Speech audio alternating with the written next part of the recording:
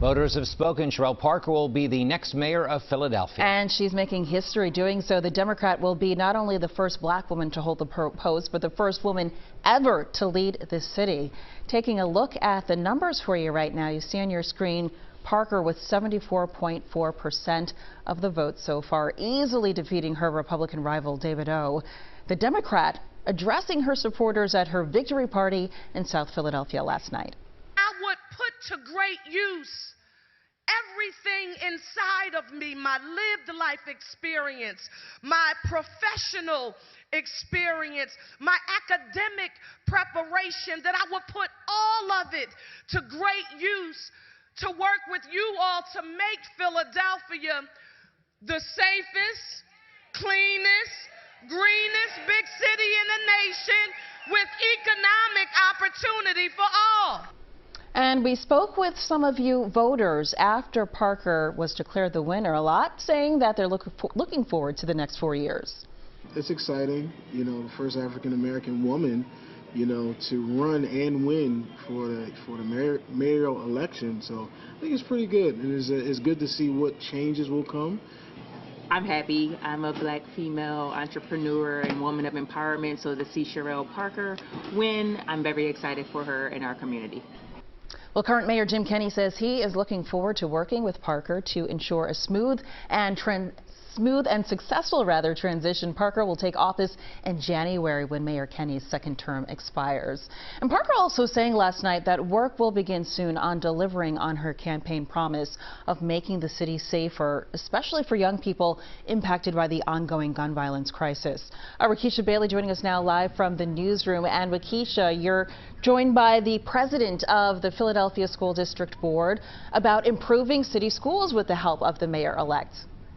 Yeah, good morning, Janelle. As we know, the city as well as the school district, a very important partnership. And joining us is School Board President Reginald Streater. Thank you for being with us again this morning. How are you? I'm doing well. Thank you so much for having me. So after watching last night's historic win, I have to first ask, I know you got a young daughter yourself, seeing the first woman and the first black woman mayor here in Philadelphia. How was that moment? Well, I mean, there's a couple of things at play here, right? So I'm from the northwest part of the city, went to Germantown High School, Leeds Middle School. So I'm just excited just as a Philadelphian, right? A black man in Philadelphia who spent almost all of his life here to see this happen. But obviously, yes, you know, there was a mistiness in my eyes when I watched Mayor-elect give her speech, and now knowing that I can tell my daughter she could be anything she wants to be, and we can actually take this off of the list of things that I don't have an example for in Philadelphia. So I'm excited about that. Speaking of Cherelle Parker's list, on that list was keeping our schools open year-round. What does that look like? Yeah, so just as everybody likely knows, we had a strategic plan where the superintendent engaged in a listening and learning tour, and also used data and academia and things like that to determine what are the type of things we should be focusing on, right?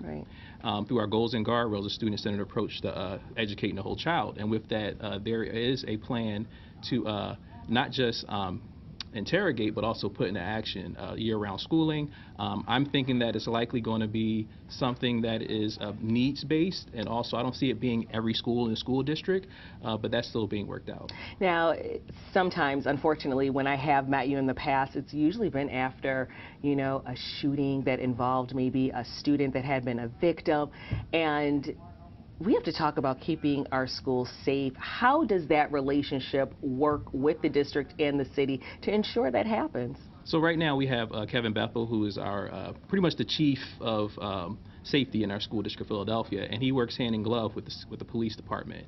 And the police department has done a lot of amazing things, such as offering resources to the schools that are deemed to be in the neighborhoods where it might be a little unsafe to get to school. But with that being said, it's a village approach. But the whole idea of having year-round schools, or even schools that go later into the day, is a stone that kills two birds. Well, I probably shouldn't use the word kill, but with that being said, this also will ensure that our babies are in a place that's safe, I firmly believe that our schools are some of the safest places for children in the city of Philadelphia, where they can learn, be completely educated, ensure that their homework is getting done, and also be safe. So yes, that's the kind of village approach that I'm always talking about, and that's something we're poised to do. And I guess just to wrap up this interview, Cherelle Parker is definitely going to probably take the ground running.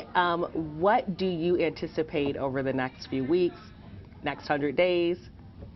Well, obviously, the Board of Education, we serve at the pleasure of the mayor, right? And City Council confirms us. So, but I think what our students can expect is a further strengthening of public education in Philadelphia, of educating all children in Philadelphia, and having a unified approach to educating children irrespective of where they are. And I think that if we can do that as a city, and I know that our pragmatic and passionate current mayor, incoming mayor will push us that way, our kids will be a whole lot better for it. Well, we appreciate the work that you guys do. Thank you very much. Thank you.